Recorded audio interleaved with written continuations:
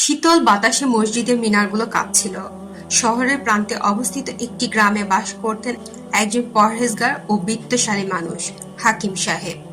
দানশীলতা, নামাজ, কোরআনে মগ্ন জীবন এবং একাধিক মাদ্রাসা প্রতিষ্ঠা করে তিনি মানুষের হৃদয়ে জায়গা করে নিয়েছিলেন।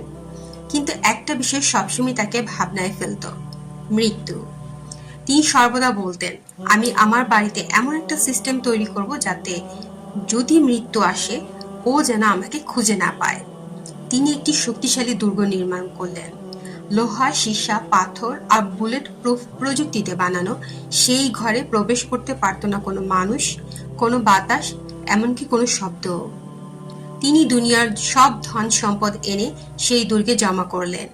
বাইরের জগতের সাথে সব সম্পর্ক ছিন্ন করে দিয়ে রাত দিন বন্দী হয়ে গেলেন সেই দুর্গে।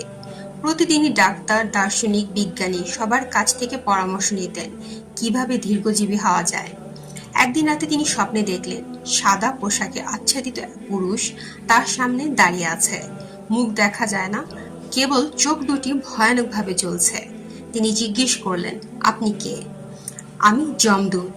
হাকিম সাহেব ভয়ে কেঁপে উঠলেন। বললেন, কিন্তু আপনি তো আসতে পারবেন না, আমি তো পৃথিবীর সবচেয়ে নিরাপদ দুর্গে আছি। যমদূত মুচকি হাসলেন এবং বললেন, তুমি তোমার জীবন দিয়ে যা ভেবেছ তা বাস্তবতা নয়। মহান আল্লাহ তাআলা বলেছেন, তোমরা যেখানেই অবস্থান করো না কেন, মৃত্যু তোমাদেরকে পাকড়াও করবেই, যদি তোমরা সুদৃঢ় দুর্গের অভ্যন্তরেও থাকো। তবুও। সূরা আন-নিসা, আয়াত ৭-৮। ঘুম ভেঙে যায় হাকিম সাহেবের।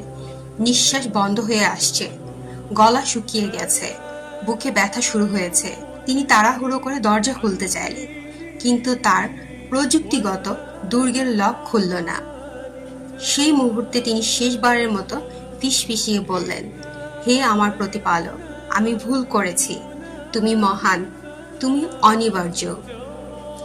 এই পৃথিবীতে আমরা যত প্রযুক্তি, যত ধন সম্পদ, যত দুর্গই বানাই না কেন, মৃত্যু আমাদের থেকে কখনোই দূরে নয়।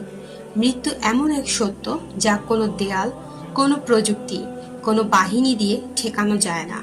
তাই প্রস্তুত হও মৃত্যুর পূর্বে, আমল করে, তওবা করে, আল্লাহর সন্তুষ্টি অর্জনের চেষ্টায় নিজেকে নিবেদিত করে। কারণ যেখানেই থাকো না কেন, মৃত্যু ঠিকই তোমার কাছে পৌঁছে যাবে।